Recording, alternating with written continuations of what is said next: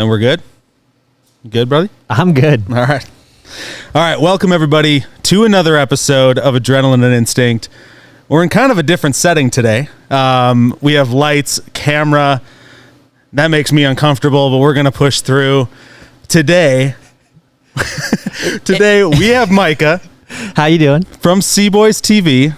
Micah, Yes, sir. how you doing today, buddy? I'm doing good. If this gets too overwhelming for you, I can take over and I'll just start asking you some questions. Oh my gosh, that'd be perfect.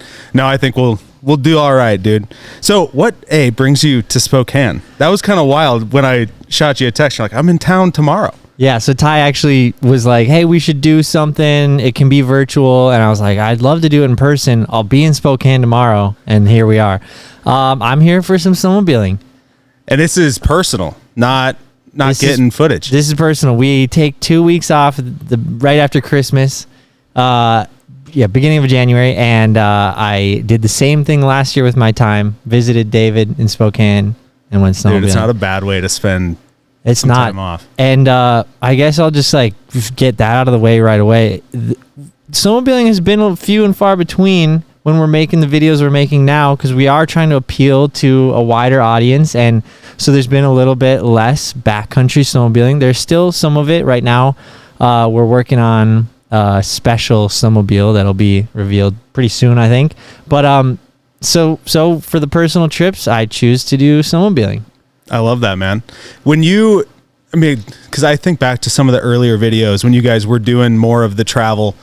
I mean, you guys are you're no slouches as far as riders. I mean, if we're talking like a pro level, that's one thing. But I mean, when I've ridden with you guys, either dirt bikes or other things, you guys can get around. We try our best. And I guess personally speaking, I do take pride in that. We take pride in that. And being able to ride with David and Jay and Blaine, we show up, say, David, take us out, and then next thing you know, he's taking us out with some of the best, and we're just happy if we can keep up.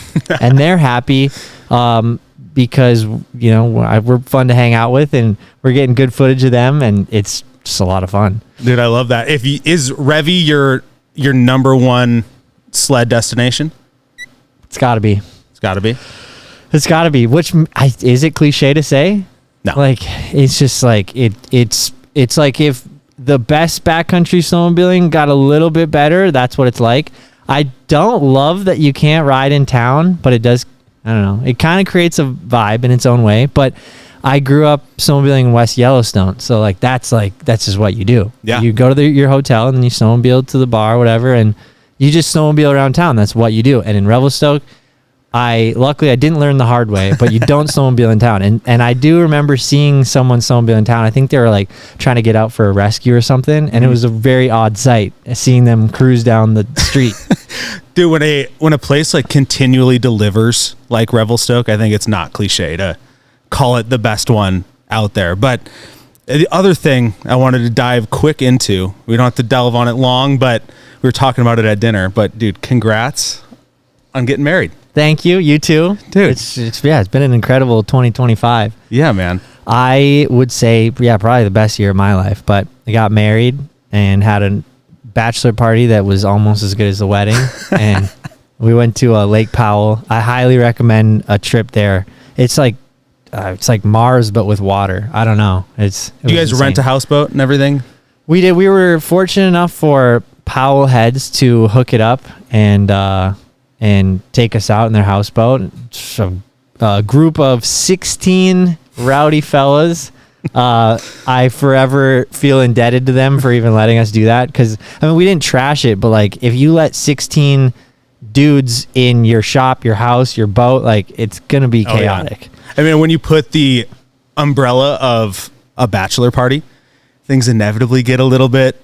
Yeah, but it was a lot of fun. I haven't drank in over a year, a little over a year now. And so the bachelor party at Powell was super fun because there was no, how are we getting home from the bar? This and that. Everybody's on the houseboat. You can get off the houseboat and wander around, but you can't go far. And it just made it really fun for me, not boozing and not just going bar hopping, I guess. I want to get back to the non-boozing part because I have a couple questions for you because I've also been off the sauce now for about a year. Yeah, crazy. But on the wedding, I have to ask because you went like big wedding, lots of people. My wedding was like me and my wife. David was the one shooting and being there. My little brother officiated. I didn't know that. That's pretty cool. Yeah. He was really the only friend invited. Really? To the entire deal. Very small. Yeah. And your brother officiated it? Brother officiated it. It was like 10 miles behind my house up in the mountains, kind of some spot we scoped out. And I mean, it was gorgeous. Everything worked out really well. But like, you know, party is like, man, what could the whole wedding have been like if that was the case? But then I look back and I'm like, I didn't have any regrets. I didn't spend very much money. So how was the big wedding experience? Also, no regrets, but it's you can't have both because like holy crap was it expensive, but it was cool like hearing people be like, whoa, like that was quite an experience. You know, most people go to weddings and it is what it is and it's fun, but it's just something that you go to support your loved ones. Yeah. But it was fun making it an experience and making it big. I was by no means being the first C-boy to get married, trying to like make it a big spectacle for everyone to one up. I do have a feeling that the other guys' weddings are going to be very extravagant and awesome as well. Yeah. But yeah, I mean, part of me was like, oh, how awesome would it have been to just do something in like Cancun and invite 20 people. But yeah, I think because it was it in Cormorant or Minnesota? Yeah, more or less. Yeah. Okay. Lakes area. Yep. I mean, but it's like local to you guys. Like it means a lot. Yeah. I think like for me being local to where we had it, like it meant a little bit more being in this place that we love. Yeah. So that's really cool. I have to ask though, was them jumping in that car and whipping shitties on the grass, was that planned? Did you know that was going to happen? No, not planned at all. Like actually not planned at all. But Gavin and Evan had been drinking prior to the wedding, and you know, they're both like, if you encourage them to do something, like they're gonna do it, and you know, within reason, and especially if you have a camera. And so it was like, you know, I even looked over and saw like them kind of like, are you sure this is okay? Not looking at me, looking at, you know, Ben, CJ, Dalton had the camera, but it made for a hell of a story. My wife Sydney did not love it. I had to, you know, act upset. I wasn't happy with the timing of it at all. They did it like right before our speeches. I'm like, you could have done it, you know, like right after the speeches when we say like, all right, time to party. That would have been a great time to do it. Yeah. If there was a great time. So timing wasn't perfect. Yeah. Yeah. Watching that, I'm just like, dude, he had to have known. But no, like there's two types of not knowing. There's like where the whole crew doesn't know, where something truly happens that you just cannot make up, and that happens a lot. And then there's like, for example, when Shred 80 drove an armored truck into my crappy C4 Corvette, everyone else knew that was going to happen. I did not. So they're like, that looks staged. And I'm like, well, it technically was, but that was a prank on me. I was pretty upset. And I don't get upset very often, you know. Yeah, my demeanor, like if I'm upset on the video, you can tell. So kind of like when they pulled the drift car out during the auction. That'd be a good example. I could see a minor uncomfort. Yeah. And then that was pretty awkward because I said that I could outbid everyone there because I would be bidding to myself, not because I assumed that I had more money than everyone. And that's how everyone took it. And I was really awkward. But seriously, I was like, who am I going to pay? If I bid on this right now, who am I paying? And then Ben squeaked out. He's like, well, us. And I'm like, why would I pay you if I own the car? So that was pretty funny. My drift car is a nightmare. Did it sell or did you end up keeping it? No, I kept it. I was just telling David about that. I was, in order to even get close to the amount of money that I have put into it, I would need to get it running to sell it, because selling it as is would just be silly. Because that thing's lit on fire. Yep, a couple times. What's the quick shakedown on a few of the issues? Well, it had a big old turbo on it before, so it would overheat very easy. And then the power steering would go out. So the power steering fluid was one of the reasons that it started on fire. It just got all over the headers, started on fire. And then the oil catch can, the oil comes out of the valves, goes into the catch can, that overflowed and then got onto the headers and started on fire. Oh my God. So it's actually only started on fire 2 times. If you ask Ben, it would be 2000, but but yeah, it's I don't know, it's race cars. It's like, I don't know, it's frustrated me to no end, but also it's given me a lot of fun. Heck yeah. I mean, it looks sick. It does look sick. I mean, and granted, like Ben's always talking shit about it and all of that. So like it paints that picture, but I think at the same time, it does look sick. And when it runs, it sounds very fun. Good, man. Yeah, it does sound good. Classic. It's got a 5.7 V8 out of like an old Camaro or something. In a little, was it 350 or 370? 350 with a wing about as big as the car.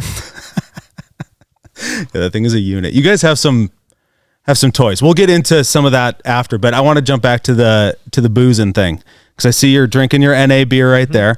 So, what's your experience been kicking the booze out? It has been great. I mean, health-wise, amazing, tenfold better in every way. I definitely am fully aware of the fun that I'm not having. I mean, like, it's the cold heart. I'd be lying if I'm like, yeah, I have way more fun now.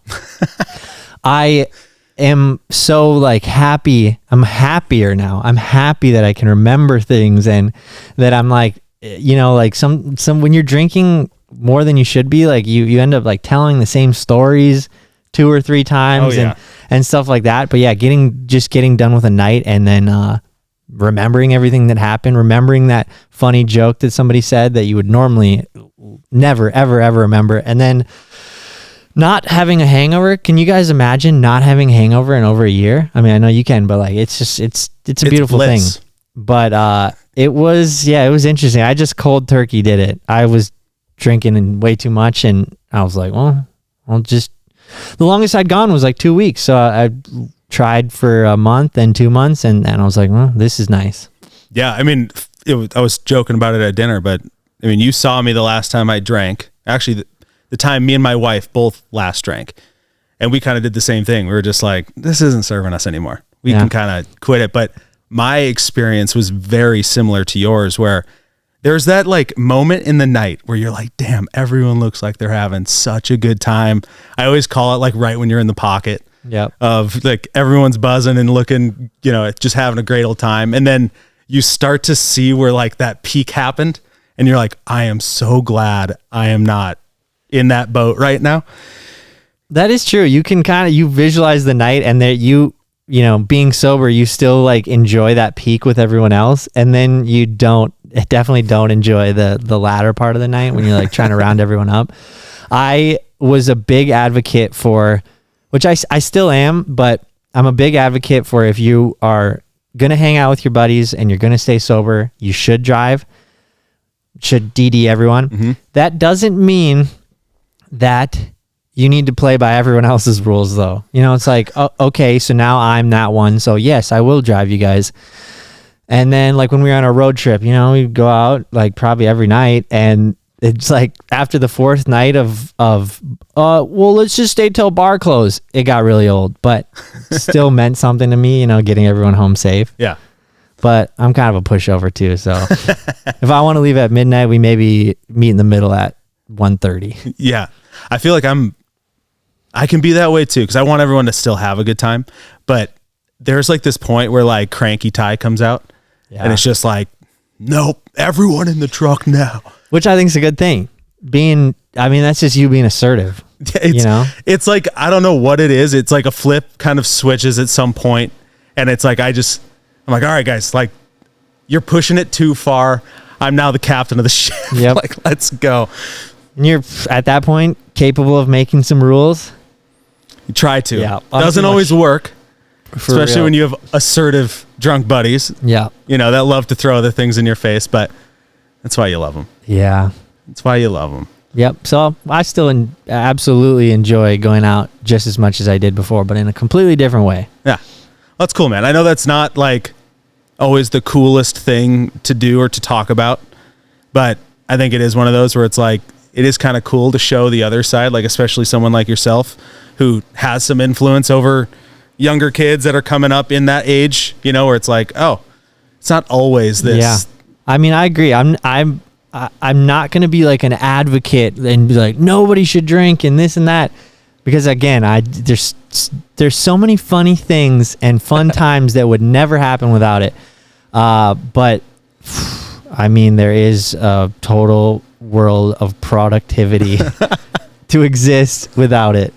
Because when, you know, if once you like start drinking beers for the night, if you earned it, you earned it. But if you're just doing it because you're done with work, that was like me telling everyone and myself, like, I'm shut off. I'm not going back to work. Yeah. But if you're like not drinking, then you don't even think about it and you're doing something productive. Yeah. And I mean, I always did it like, obviously like what you do for work's quite a bit more demanding, like outside of a 9 to 5 kind of thing. But for me, it was like, you know, you drink after work and then it's like, I'm not working out. I'm not doing much of anything outside of just vegging out on the couch after I get home. It's like I can almost kiss the rest of the night away. And that's where I found like I was getting a lot more done. Mm-hmm. Like I was still able to go to a happy hour, say, hey, have a good time, and then head home, finish bike work, look forward to the ride tomorrow morning. Like the productivity's real. And that's a big, I mean, tying in with snowmobiling, I used to like be stressed out because I of course I was so excited for the nightlife. Like we're headed to Revelstoke after this. We're going to go to the Regent. That place is so much fun. And you like are just as excited for that as you are snowmobiling. But then I would dread, I'm like, man, I hope I can, you know, snowmobile tomorrow, like at least good. And one time when we were in Revelstoke, I was too hungover to snowmobile. And it was like one of the best sunsets on the top of the mountain, inverted clouds that you've ever seen. And here I am too hungover to even go. So that is all the reason you need to maybe just take it easy at least. Yeah. So you can get out there and you can enjoy both things. I hear that, man. That's a good one. To switch gears a little bit back over to kind of the what you do for work. I mean, I've watched you guys since you were slinging shirts in the college house in North Dakota. Have you guys do you guys like ever just like stop, pinch yourself of like, we're now sitting at 5 million and kind of the sky's the limit? Yeah, I continually try to pinch myself, but the 1 to 5 million did happen fast. It was like before 1 million, I'm like, 1 million is insane, you guys. And then after that, you kind of, I don't know why, but when you're in YouTube, you like set your goals for the play buttons. Well, little did I know that you don't even get a play button for 5 million, but that was like our big goal. So everyone's always talking, well, when we get to 5 million, and I wasn't being pessimistic. I'm just like, I mean, we made 1 million, guys. Like 5 million that's like a big time channel. And then, so it has been a blur up until then, but I'm just glad that we stayed to our roots, as in like stayed in Cormorant. Like we didn't move to California or anything. I guess we always talk about how cool it'd be to move to Florida, but that'd only be for like a couple months in the winter. Yeah. But stayed to our roots and just kept trying to diversify what we do, but build our personalities. That's been a huge thing. And a huge thing for anyone that's like creating content or shooting podcasts is like, you got to have some personality, even if it's like not likable, or even if it's like abrasive, or if it's too quirky. Like if you are owning your personality, then at least someone can have like something to latch onto. Yeah. Versus like, I guess just what content is content, but personality is. You said it really good at dinner tonight, where you were like, there's people that have done this before, or the thing we want to do 10 times, but it's not the same as when you do it. Right. Like if we have an idea it's been done before, like, I don't know, like crotch rocket swapping a golf cart, which we actually didn't do. We used a Stark, but you know, like that's been done before. People have done that and it's cool, but like, it's still cool when we do it because it's us. And for the people that like to watch us do stuff, then it's going to be cool.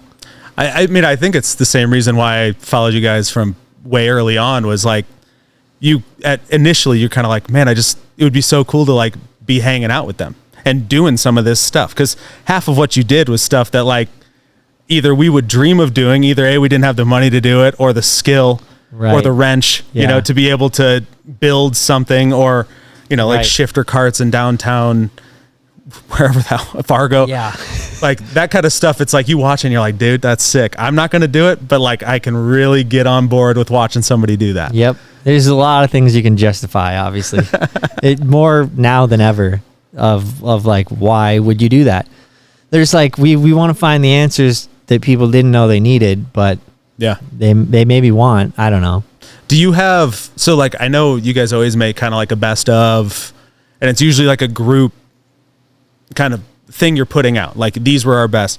Do you have, like, looking back over the immense catalog, and obviously you guys are dropping videos weekly, so there's a long list, but are there like top 3, top 5 that you just think back on as like, that was one of the best, even if it didn't get the views, but like just you personally? Yeah, I mean, and this one was a lot of people's favorite, but when we did the cheap car challenge, like the road trip, this is in the last year, because that one brought out a new, what we could be as far as entertainment goes, like splitting into 3 teams and having 3 different experiences and intermingling all that footage together. That one was huge for me because it was just like, I mean, the epitome of fun with your bros, like out on the road, like just making stuff happen. So that was a lot of fun. Whenever we like get multiple of something, so when we had like the 5 Ford Rangers, one was actually a Dakota, but when we had 5 Ford Rangers, it was just a blast because we're all like, that's when the chaos comes out. When we had the mini trucks, we had like 3 or 4 mini trucks. When we had smart cars, we had 5 smart cars, and those moments are like, you just can't, even just looking at 5 dudes driving around smart cars, it like doesn't seem real. So that was a lot of fun. And then something pretty monumental was definitely the drift track. Just like, you know, doing it. Yeah. Taking the risk, the financial risk of building a drift track. And I mean, of course I'm happy because I like to drift when my car runs, but like, it's just, that is like the definition of a childhood dream, like having your own drift track. Was that something you were always interested in, or did that kind of come a little later? Yeah, it was, but it was never something I envisioned myself doing. And then I did like a couple ride alongs, and then you're like, whoa, it's like adrenaline. It's interesting because it's similar adrenaline to like, you know, catching big air on a dirt bike, or like doing a big, you know, any adrenaline your top tier adrenaline you get in the car, but you're not really like in danger. Yeah. Whereas like if you're in the air in a dirt bike, you could, you know, come down wrong at any given jump, but like if you're drifting the kind of like same figure 8 over and over, you get that adrenaline, but like you're safe in a roll cage of sorts. Yeah, mine doesn't have a roll cage, but luckily, obviously Ben did hit a tree. Yeah. Which the trees on our drift track add a lot of character, I'll say that. Like if it's just open and flat, you know, it's kind of cool. Did you guys like know that going into building it, or was that like kind of a stark reality after it was finished? I mean, I thought we knew it, you know. It was like pretty, like there's a long wide corner that is just in the woods pretty much. And we just didn't think anyone was actually going to hit.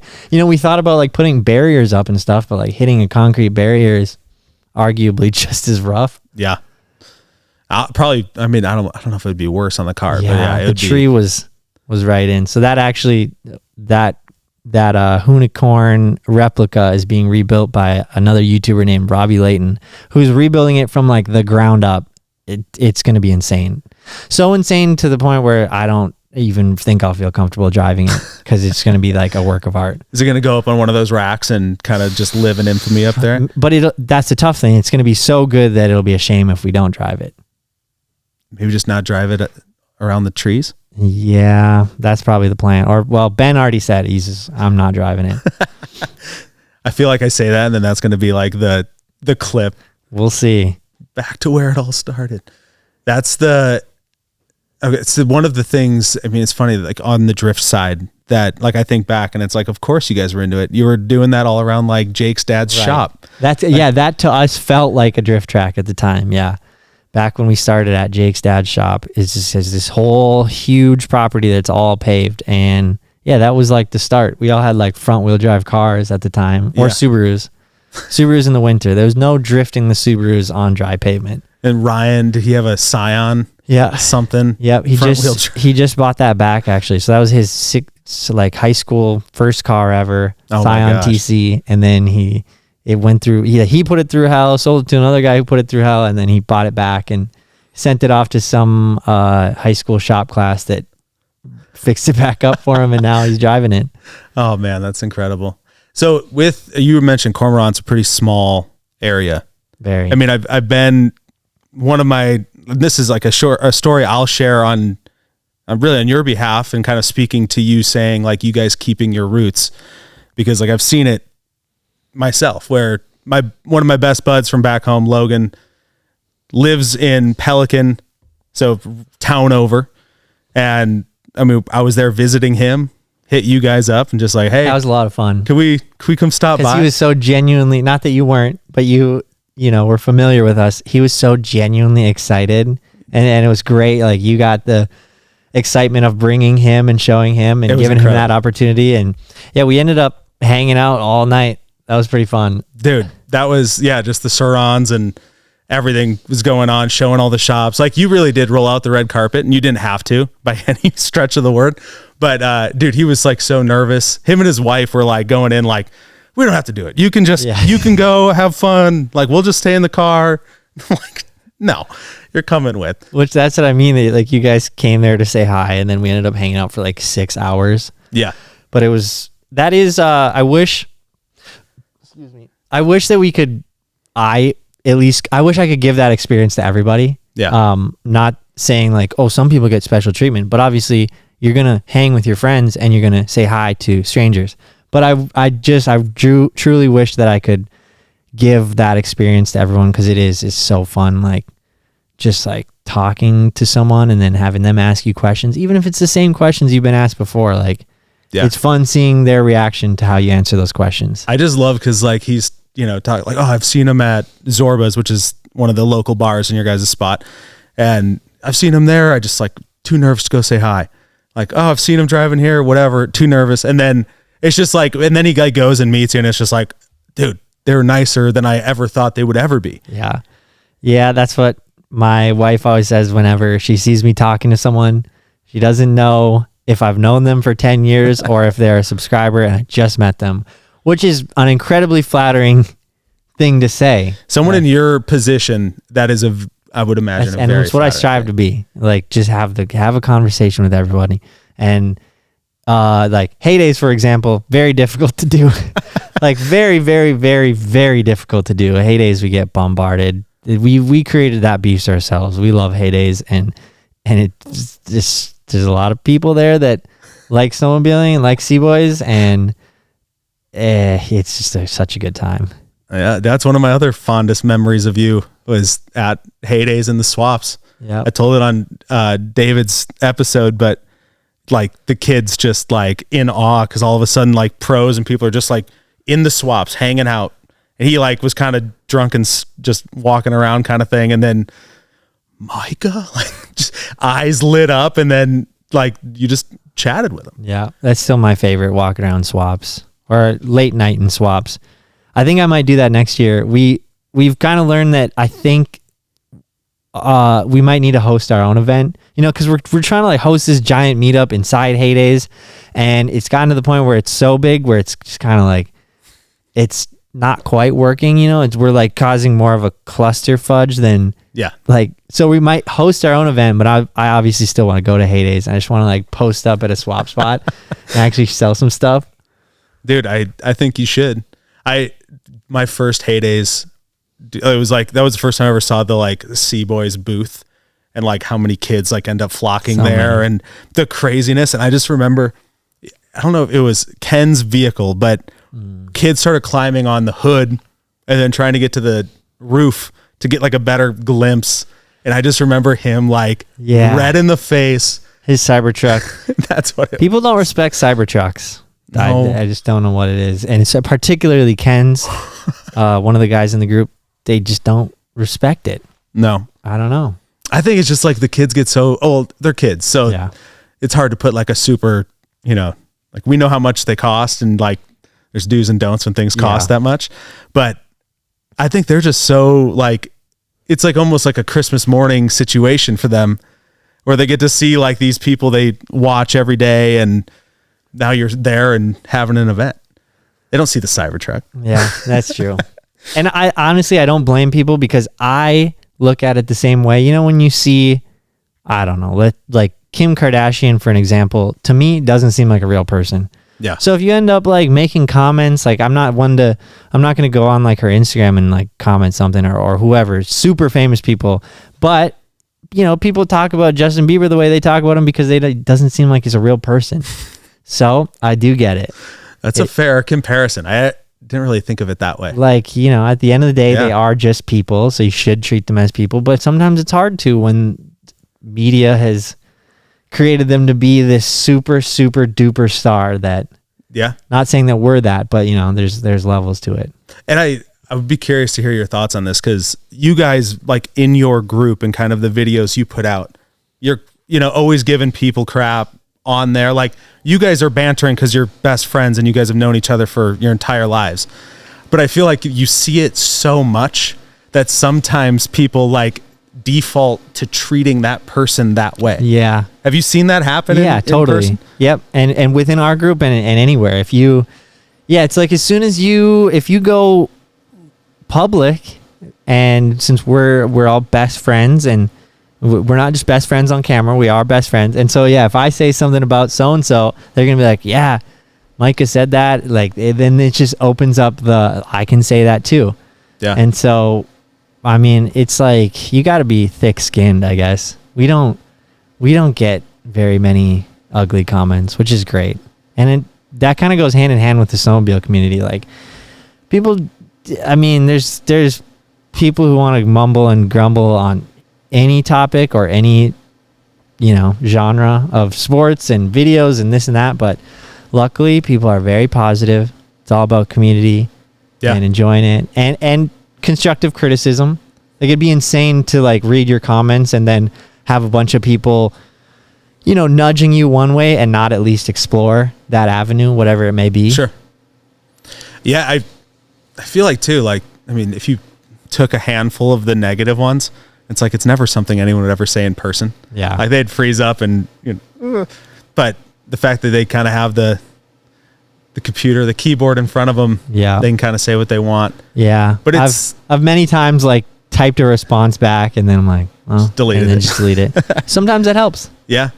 I think the hard part with what you guys do, I would just imagine, because I don't live it, but I watch it. And I think with like being in 509 as a company, it was like I got a little bit of a better glimpse into kind of everything going on.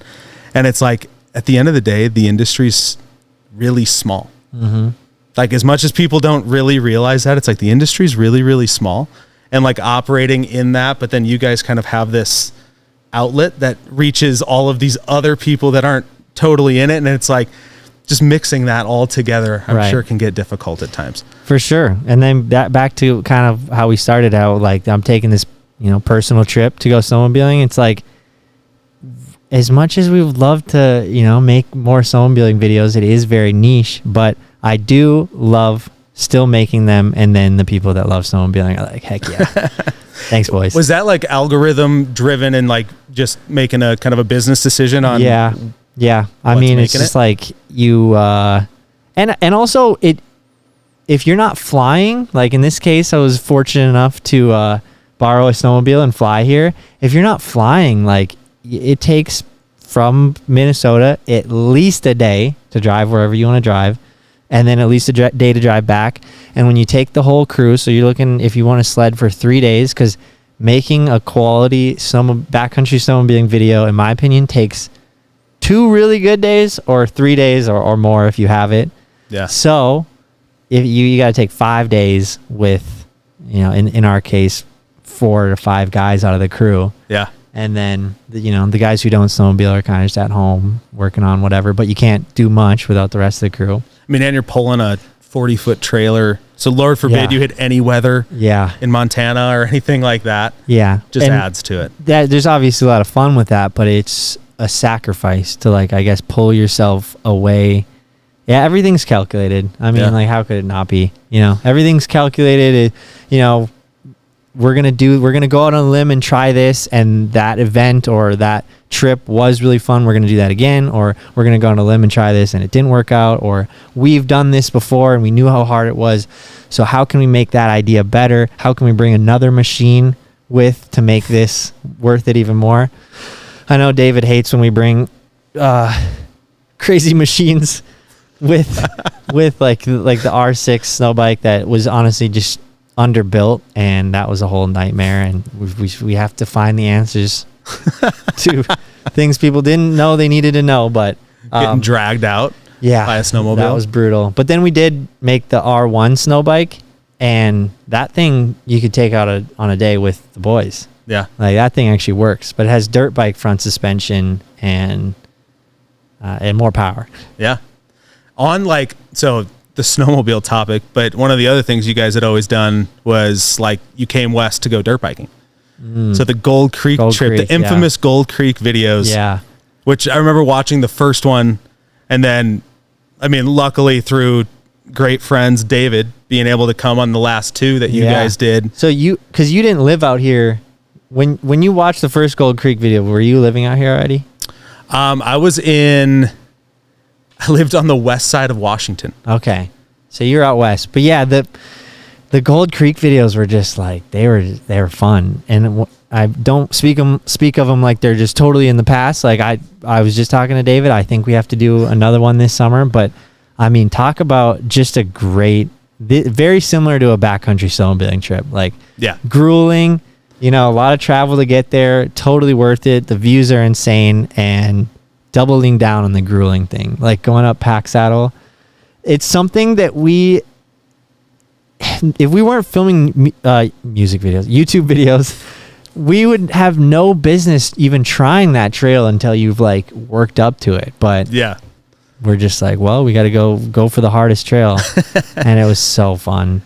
I just remember it was like I don't remember who was on the bikes, but it was like, get a bike up, then I'd run down, grab a bike, get it up the next section. Yeah. And then it was actually to your disadvantage that you knew what you were doing at that time, because you were put to work. But then you would have like Evan come around the corner and like refuse to let anyone ride his bike. Yeah. And then the thing was like 5 feet in the air, you know, landed on.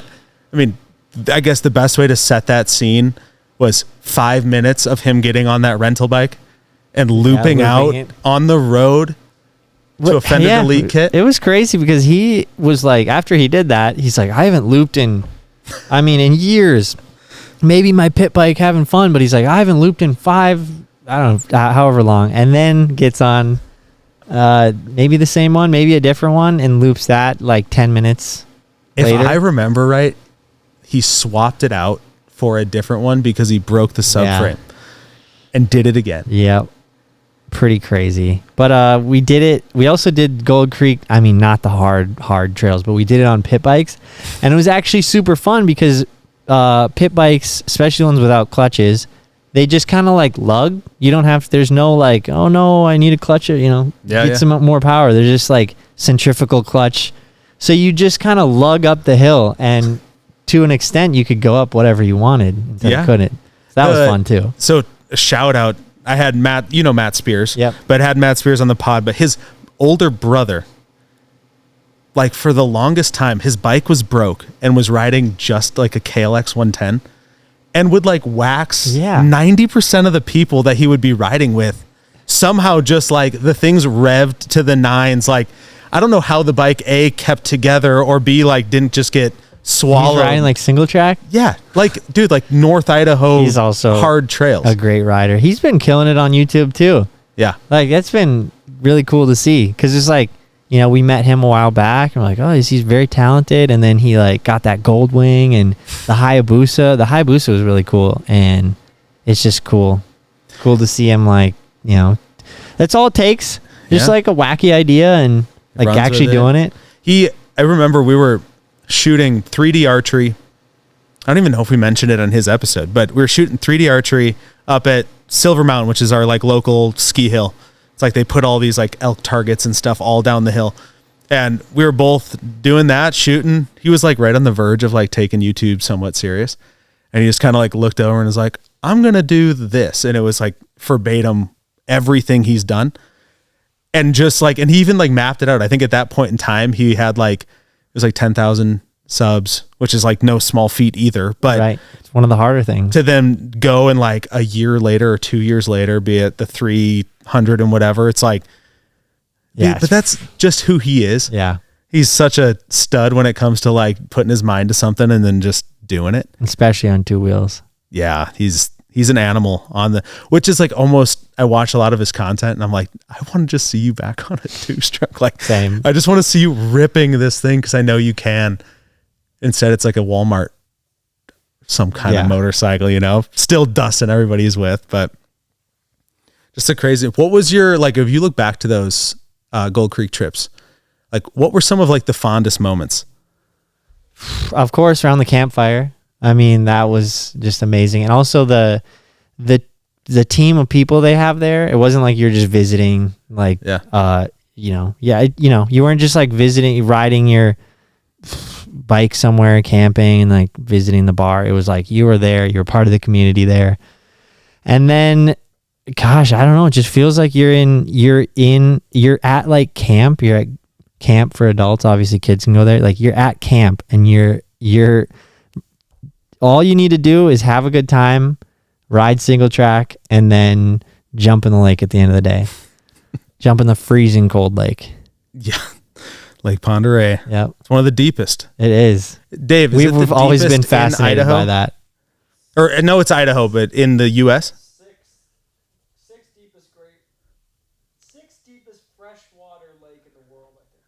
The sixth deepest freshwater lake in the world. First deepest one outside of the 5 Great Lakes. Okay, and they do submarine testing there and stuff. The Navy does submarine testing there. We always love that fun fact. If you've seen it, like I guess they would drive these boats, like just army boats, whatever, but like in between them was the sub at all times. So like boats weren't getting involved. Yeah, that makes sense. But it's like, that's eerie, dude. Like if I'm swimming in that and I see that. 1,000 feet deep. No dice. I don't know why. Why does deep water scare you? I don't know. That's how Lake Powell was too. You have these. You look up and you see a 300-foot cliff, and then you just imagine that's exactly how it is under the water too. And there's just something about it. I don't know why. Like the deep water makes me feel like there's something in it. Or that you could drown quicker in it or something, you know? Or maybe like they just won't find you. Like you just keep drowning as you keep dropping. That is probably the worry. I don't like water very much. I'm learning right now. You'd rather have it frozen. I think I'd rather have it frozen. I'd rather play hockey on it than swim in it. Yeah, we love our frozen ice too. That has been an interesting thing. Like we kind of started like when we were growing up, like winter snowmobiles. That was the connection. And obviously we like skating, playing hockey and riding machines out on the ice. But then when the thin ice, series took off, like then our winter was broken up into kind of two things, snowmobiles and then whatever vehicles we can stud the tires on and drive out. And we always called it thin ice because it was thin. You early on in the season, you take out your pit bikes and your smaller bikes and your dirt bikes, and then you get bigger. You go out to the quads and the side by sides, and you get bigger. You can drive your full size vehicles, but we're always doing it earlier than we should be. I almost said legally should be. I don't know if there's like legally you can go out on the ice whenever you want, but is it a lot like, I mean, so like in the West, like half of where we go snowmobile, like you can't ride a dirt bike on because it's off trail. Right. But because the snow's there, it like almost deletes that law. Is that kind of how ice is too? One would think, as far as like snowmobiles go, that's what's weird. You can ride snowmobiles anywhere you want on the lake. But when I had my car out there, I got a careless driving ticket. The green jeans all of a sudden has an issue with it. Yeah. From the DNR. It was weird. I was just like, we were out in front of someone's house and there's no other houses in this particular bay. And so I guess you're not allowed to drive your car around. But yeah, it is interesting that when we're out there, like Evan and I were out on the pond running laps, and I'm sure the neighbors are like, all right, we get it. But other than that, I don't think there's anything that they can do. Yeah. I think if you have like a sanctioned race, you got to like get a permit for it. But Sure. if you're just racing your buddy for fun, because it echoes. It echoes. Sure, it does. All right. So that's a perfect segue, because the other question I wanted to ask was like, knowing that Pelican and Cormorant and kind of all of those Detroit lakes are all small, like how does the community welcome you guys? Like, have you guys created enough of a stir that it's like videos get shut down quick if it's doing something, or have you guys kind of figured that part out? Most everyone is nice and respectable and understands what we're trying to accomplish. Some people don't. And of those people that don't, very few will say anything. Sure. No, we don't have much issue at all, which is like mostly because of where we are. There's just no one around, especially in the winter. Like, you know, it's like everyone's there in the summer at their lake house, but in the winter, there's like 40 people there. Yeah. That's got to be like one of the pluses of For the sure. Cormorant versus like a Florida. 100%. Is that like, you know, I say this, I don't actually mean this, but we can kind of do whatever we want, you know? Yeah. Like you can go pee off your doorstep. You could light a firework. YouTube does not like fireworks or guns or anything, but, but you can do, you know, like you can just go like rip your snowmobile or like drive, you know, drift your car. We do try to, after 10 p.m., we try to keep it e-bikes only or electric only, which really helps. The neighbors love it. And then we get to keep having fun. Yeah, I guess, and I'm curious because me being from the Midwest, I'm like, I don't feel like people would have changed one way or the other. But as you guys' like popularity grew, did you see like some of that switch where people went from like, these guys are crazy to like, they're really on to something and now what they're doing is cool? Yeah, which I think you'd get anywhere. But, you know, like the whole, like, yeah, let's say you're at that 10,000 subscriber mark or you're fighting for it, basically. You're trying to get to it. People are going to be like, yo, it's like you never want the people that you know to see you. I shouldn't say never. You know, like if you post, you're like, I'm going to go on a limb and like start making content on Instagram and like you're talking to the camera. And then the people you know are like, bro, what is this? You get insecure. But then if like other people that you don't know see it and they don't like it, well, whatever. And if the other people that don't know see it and like it, you're like, great. But yeah, people came around, but I just remember we had like, for a second, we had like some beef with the NDSU football team. I think just because like, you know, let's say a couple guys didn't like that, like, you know, they were kind of the talk of the town. They're always winning. And then someone else comes and is the talk of the town for a little bit. They're like, who are these guys? Yeah. But on something I'm guessing they don't respect either. Yeah. Or really, I guess, understand. Yeah. But we've always liked Bison. No, I'm sure it was just a couple guys, like, but we've always supported them. They actually they've had like a 8-year winning streak, our hometown college football team, and they finally ended it. Wild. Yeah. I think to your point, the not wanting people to see the stuff and like during that kind of growing period. But honestly, I feel like in that window, like I'm sure anytime I feel like if I'm getting jealous, oftentimes it's because like someone's doing something that I wish I could do, but I don't feel confident or can't do it. Right. And then that's where like the jealousy looms. And maybe that's just all it was this. Yeah. It's I mean, I even get that way when I see someone. I mean, it's like when it's the perfect storm. When you see someone getting a bunch of views, having fun doing it, making content that's pretty easy to make, but it's because they had a really good idea. And you're like, oh, just a classic. Why didn't I think of that? Yeah. Like, and that's what I always tell people. You don't have to like reinvent the wheel, I guess, for lack of a better term. You just have to like do something that you love to do, but do it in a way that's never been done before. Yeah. Like, I oftentimes have seen too with, I'm so in my infancy with like podcasting or any of that, so I'm not going to use anything I'm doing, but like I've seen it with like McKinney and doing like everything for 509 and all of the media. And it's like when you do it with that amount of passion, it's really hard for people to ignore it or say like negative things against it. Right. which I think is the coolest part. Like, so when you guys are doing what you're doing, but it's like you watch it and you're like, dude, they're having fun. They're doing stuff I wish I could do on a daily basis, and they get to.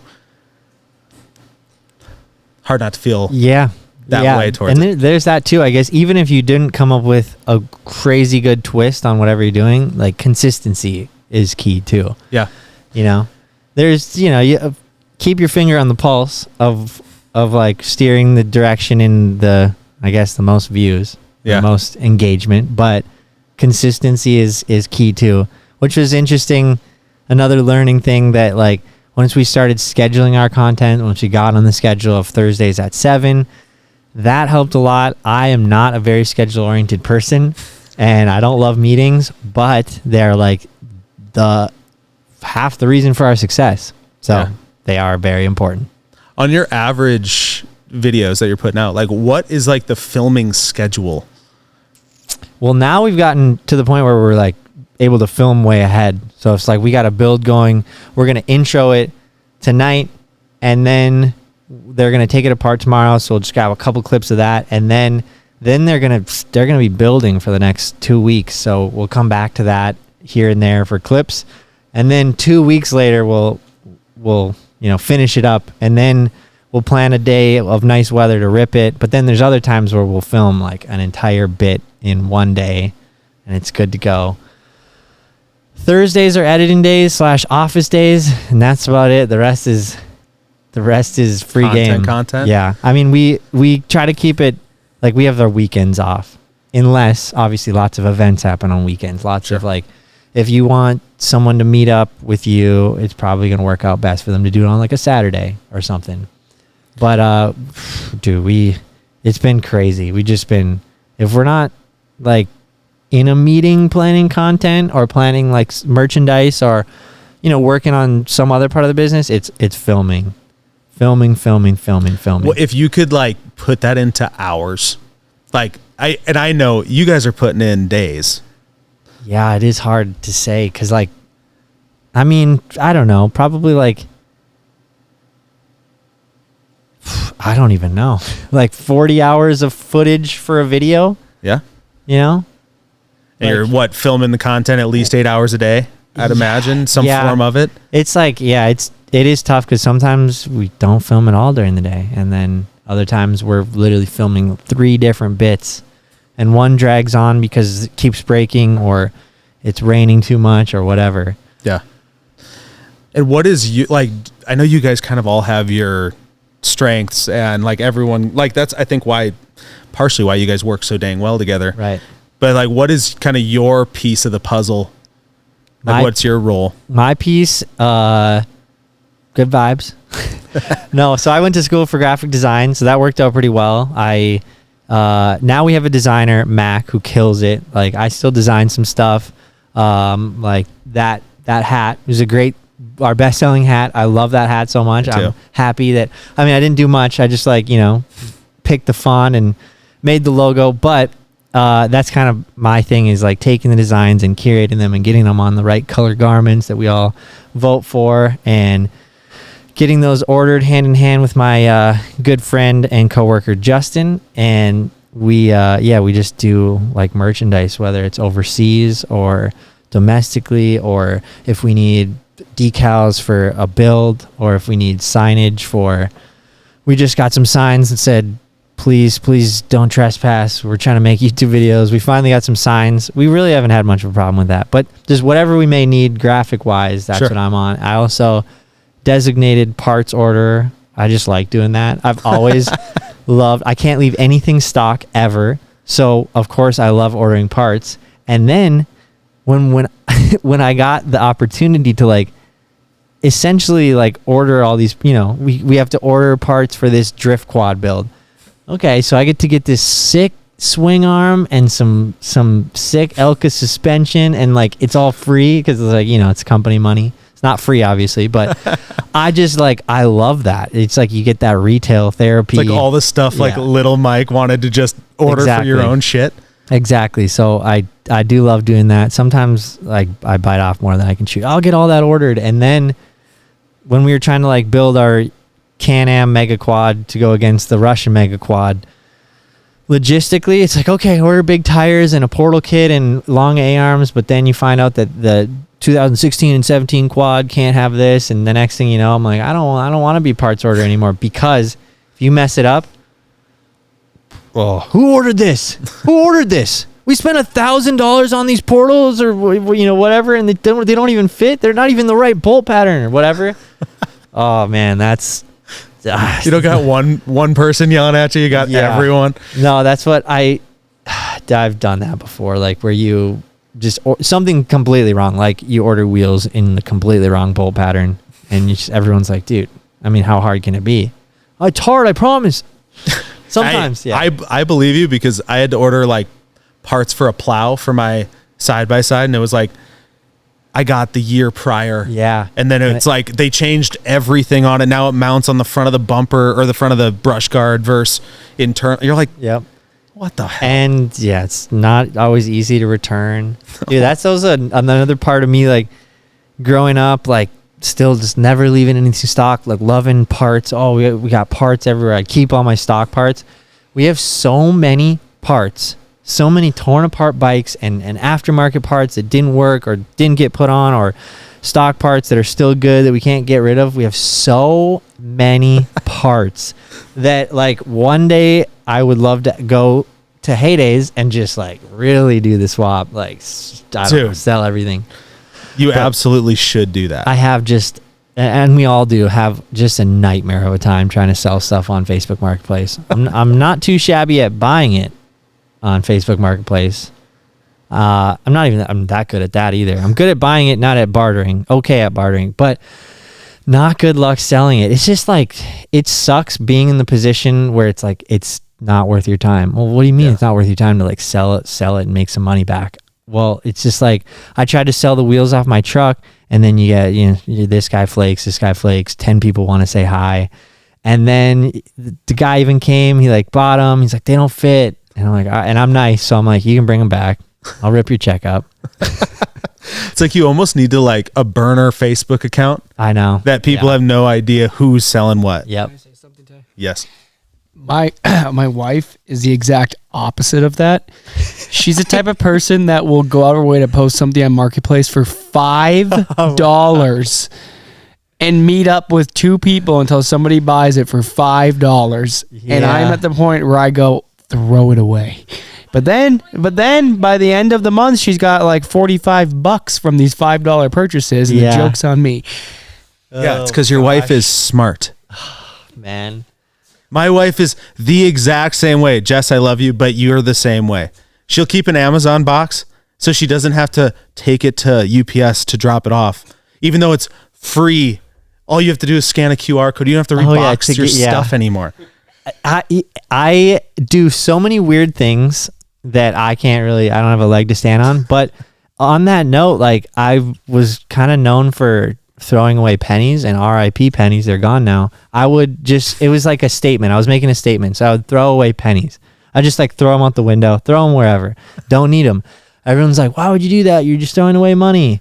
And I'm like, do you know how long it would take you to save enough pennies to buy you a damn Mountain Dew? A long time. Mountain Dews are like $3 now. It would take you so long to save enough pennies. I keep all the other change. That's fine. But it's just funny that they did away with pennies now too. So like it just goes down to like things do have to be worth your time. They do. I think I'm the same way with stock stuff. It's like right away they mean nothing, but as they accumulate, they start to like, oh, I actually have like $1,000 worth of parts over there that I should sell now that they're worth something. Hopefully I can catch somebody on a bundle deal. Something. Need 5 sled stock cans. Yeah. It's interesting. We've after all the Stark builds we've done, like most of the parts we have are just random, but we have like full blown Stark frames. Like we're talking like suspension, like the frame, the wheels, just everything's pretty pristine on it, just no motor. And it's not like you go, well, that'd be a great frame. Like, are you really gonna like swap a gas motor into it or something? Even though it is like a kit suspension, I would be really well. I guess the whole battery is part of the frame, isn't it? Yeah, yeah. It kind of yeah. It So you couldn't necessarily adds really rigidity to the frame. drop it in without doing some fab work. Yeah, so you could sell the suspension and stuff, but that is always a shame. I like when they took, speaking of me actually being mad, when they took the motor out of my YZ 250, it was a 4-stroke 250 motor, and they put it in a snowmobile, a kid's snowmobile, a 200, and it's not geared right, so that's a whole other story. We just couldn't get the right gearing. So you if you're in 5th gear, it goes like 20 maybe, and you're just like and I was just pissed because I'm like, I didn't want we could just go to Facebook Marketplace and buy a 250 and use that motor. We didn't have to use mine. And then that thing was kind of a fail, but the electric motor that we put in the Skidoo 120 was not a fail. That was sick. And then they put a Coleman in my 250, and they're like, we replaced your motor, you're good now. How over it at that point were you? I was over it because I'm just like, I knew you were gonna do this or something whack, and it just didn't work. It was funny. I give it that. It was funny. And then they put the 500 motor in there, and that just full blown redemption. Yeah. Now I have a YZ 500. That's freaking sick. Those motors are like, they call them Widowmakers. Yeah. For a reason. I mean, but it is insane. I've ridden a CR 500 in the old frame, and it, vibrates your entire brain, and it just like it felt terrifying. But when you put it in a new age frame, it was pretty manageable. It dampens it a little bit. I'm not saying I could just like rip it and just be amazing on it like you could very easy to drive 250, but yeah, it was fun. Yeah.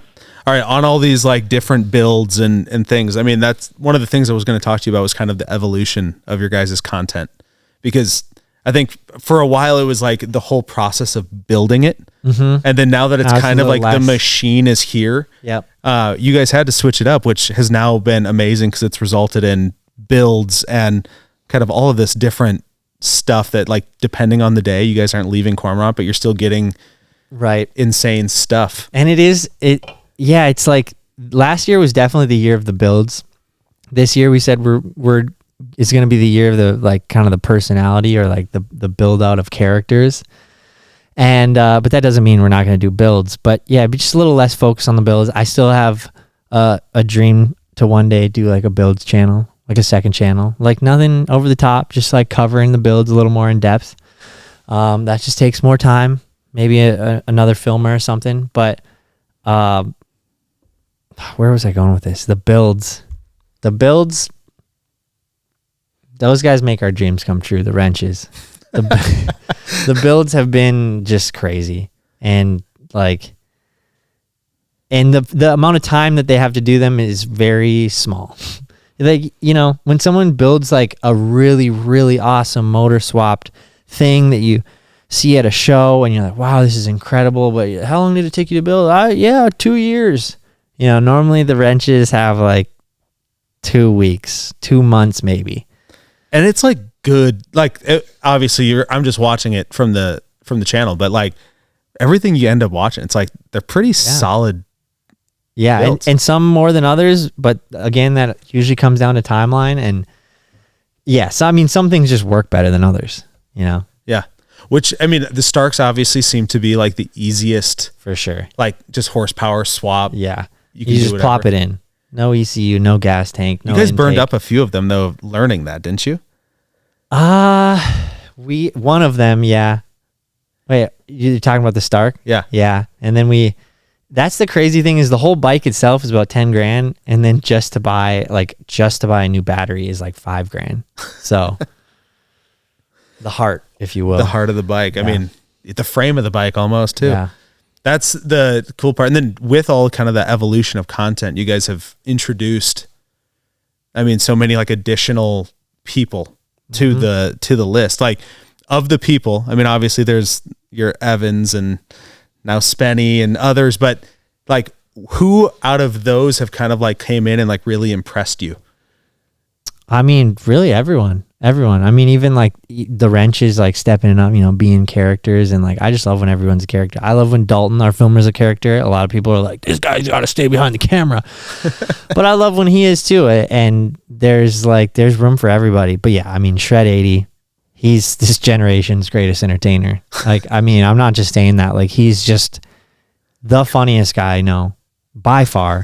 He is not real. And as everyone's like, is that how he really is on camera? I'm like, bro, I can't believe half of what I'm seeing when we're not filming or when we're filming or just whenever he's doing literally anything.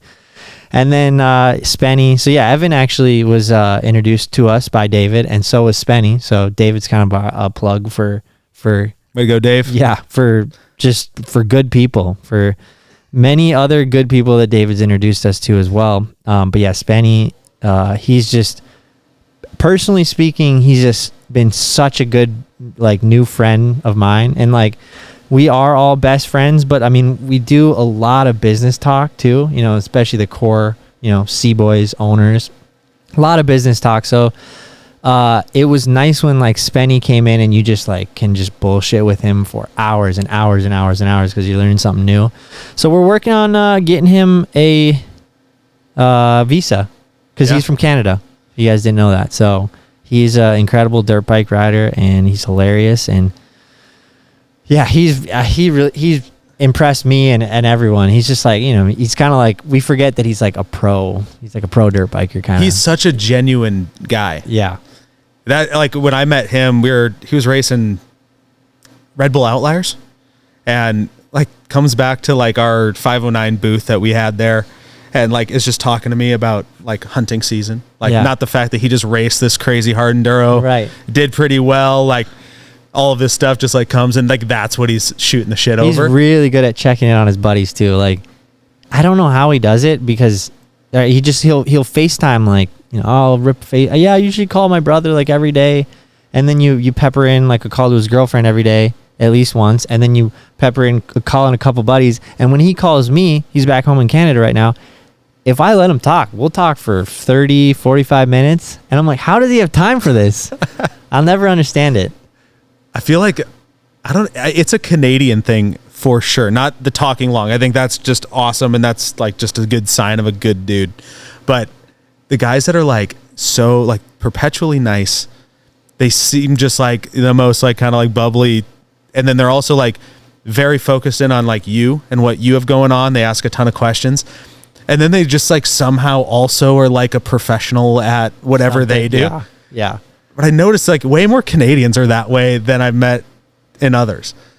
I could agree with that. Yeah. It's like the down to earthness. Yeah. Of down to them. earthness and disciplined at something, whatever they do. All right. So the wrenches. And then you guys got even a cook over there now too? Is that Dalton's mom? Yeah. Dalton's mom. Yep. That's been amazing. Having a chef. That's like also kind of like a childhood dream. Oh, can you imagine how cool it'd be having a chef?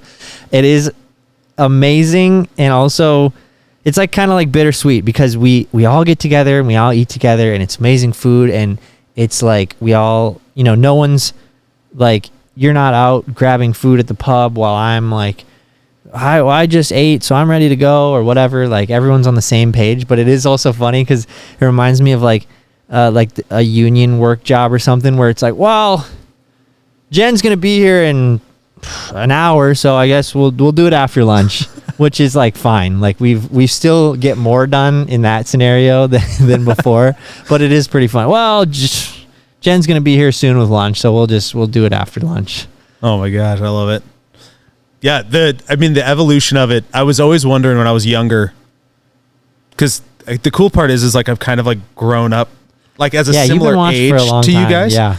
And for me, it's like watching it, I was always curious, like, all right, how are they going to kind of flip the switch from, doing kind of the crazy stunts where it's like, that is awesome, but it also like is hard on longevity for the core group of like, if they're constantly hurt or other things.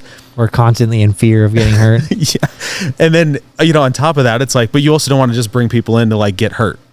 Very true. Because people would see right through that too. They're just bringing them in to like not stunt doubles. You could say that about like Evan, but also Evan's just a crazy mother trucker. Like he, like I think everyone here can attest Evan would do it whether the camera is on or not. Yeah. And he does. Sometimes he just loves doing whatever for the love of the game. And so that has, but also it's like, you could say the same about Spenny, but like Spenny is also an incredibly talented dirt biker. So I'm trying to think of a good example of a pretty legendary video is when we took the Harleys to Moab. That was a scenario when Spenny was filming with us that I was actually relieved and happy that I wasn't the one on the Harley trying to navigate Moab. It looked, and they said, both of them said it was one of the hardest things they'd ever done. I mean, those things just, they weigh so much, you're trying to rock crawl them. But that was a good example of just like everyone doing their part. I was like so proud of them for doing it and so happy that I didn't have to do it. I would have done it. I would have tried my best, but it just looked really difficult, and I had so much more fun watching them do it and capturing it. But yeah, there is you could spend more money to get more views, more entertainment. You could get crazier, aka stunts, or you could get more creative, and you can pair those together however you want. So that's like the beauty of it. And so when we were younger, it was just like, how can we be crazier? Because we didn't have any money. Yeah. And obviously creativity comes in waves. Yeah. I mean, that was and now sitting at 31, and every time you guys post, I'm still tuning in and like thoroughly enjoying what you guys are putting out, which is like, I like you guys all personally, like aside from the channel. So I'd probably watch it anyways. But the fact that like what you have is like truly fun to watch, and like, not many things, dude, while I'm sitting there like on my living room couch is going to make me laugh like literally out loud. I appreciate that. So that part is like one where I'm like, man, they did figure out a way to like capture the audience kind of through that stage of life where you're still pulling in the kids that want the craziness. And then you even mentioned it at dinner that you're pulling in, some of the people older. Right. And one of the biggest metrics that showed that blew my mind was when we first started, and just everything's changed, but when we first started, over 50% of the views came from a phone. You watch on your phone. It just wasn't like quite as common for even everyone to have a smart TV at the time. And now everybody has smart TVs. YouTube's on the TV. Now, I'd have to look it up. Let's just say it's something like over 60 or 70% watch on a TV. It might be higher. I wish I knew the exact number, but a majority of our views come from a TV, which is like the coolest thing ever to me. One, in part of our videos being longer, but two, people are just like sitting down with their families and watching it. And if they're not, they might just be sitting down and then their family starts watching in 6 months from now because their son always has it on. And the next thing you know, I mean, I gotten so many like wedding invites. Usually the girl's sending them like, hey, my fiance is a huge fan. We watch every Thursday. He makes me watch. I want to watch. Like, there's so many scenarios of that. So that's pretty cool. Having it be like, how cool would it be to have a TV episode or like a TV show? I mean, that's what it is. Yeah. Has anyone actually done one of the weddings? Like gone to it? Yeah. I'd love to. Especially being like now having gotten married and knowing how fun it is. We got a lot. Like, I'm talking like hundreds of invitations. And I'm like, how cool would it be to just show up to one? But it'd be even cooler to show up to one that's like far away, so they would never expect it. Just the whole crew walks in? Yeah. Yeah, because it wouldn't hit quite as hard if like just I showed up. They'd be like, huh, okay. No, that's super cool, but like just you? The classic, like, where's Evan? Where's Ken? But yes, no, it would be hilarious for everyone to show up to a wedding. Dude, that would be some solid stuff. What do you guys have coming up? You got anything kind of on the horizon you can share? I know you guys are well planned out, but a lot of that you can't talk about. No, I mean I can. We finished out the year strong. Like I said, we took the 2 weeks off, and then we have some videos planned. Hopefully some snowmobiling videos, or at least a snowmobiling video, and some winter content if it ever decides to be more winter than it is in Minnesota. And then we usually do some traveling in March. So I'm hoping for like a big road trip. I'd love to do the cheap car challenge again, but like on the East Coast. Switch it up. We've exhausted the West. We love the West. We love Vegas and Glamis and the Rockies. It's the best. It really is the best ever. But like, I mean, the East Coast is great. That's where I honeymooned Went over to like New Hampshire and Boston. So that was fun. But Yeah. I would love to go east. But as far as what we have planned, gosh, I don't even like thinking too far ahead, because if I do, the next thing I know, it will be March, and then it will be June, Yeah. and then it will be September. That's how it always happens. All right, I don't want to waste too much more of your time. I already appreciate the hell You're out of not you for doing wasting this. it. But I got a list of questions. We're going to go rapid fire. Okay. You have to tell me. So I'm going to read it. Who's the most likely to? And you have to give me, of your crew, you think would be the one to do it. Yep. All right. So quick round. Who is the most likely to send it way too hard and regret absolutely nothing? Evan. Who's the most likely to turn a shit idea into an amazing video?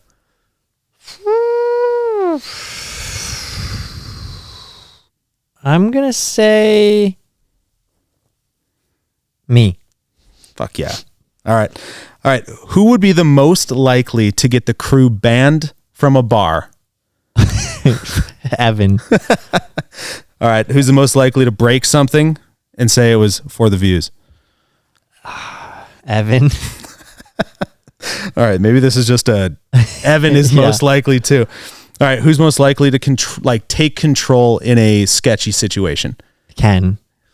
All right. Ken. Yeah. Who's the softest of the group? Ryan. Okay. Potentially followed by me. But Ryan's got a big old heart.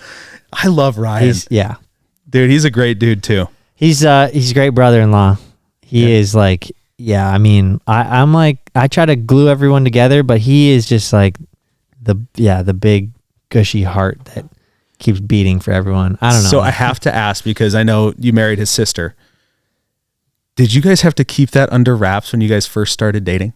Yeah, a little bit. Like, I mean, of course, like, I think at the beginning, it was probably weird for everybody. I mean, including us, I guess, like, it's just like, Well, you knew each other but pretty much forever, right? yeah, but love prevails. Like, it's obviously not, it's not just like, dude, like, why are you dating my sister? Like, Yeah. I love her. And so we got married, and it's pretty crazy. And I really couldn't ask for a better brother-in-law. And he said one of the nicest things ever. He's like, it could be some random shitbag. It could be some random nice guy, but like, one of my best friends. I think Could be that's worse. incredible. And I also think like you guys are old enough now that it's like you understand it. You know, it's like you're dating for the intent For sure. for a future, Yeah. And we had a good time at Christmas hanging out. I love that. All right, buddy. Well, hey, I appreciate you, and thank you for being nice to my friend when I brought him over. But Absolutely. with that, guys, it's a wrap. Thank you guys. Appreciate you. And we'll see you in the next one. Maybe. Ty will. Cheers.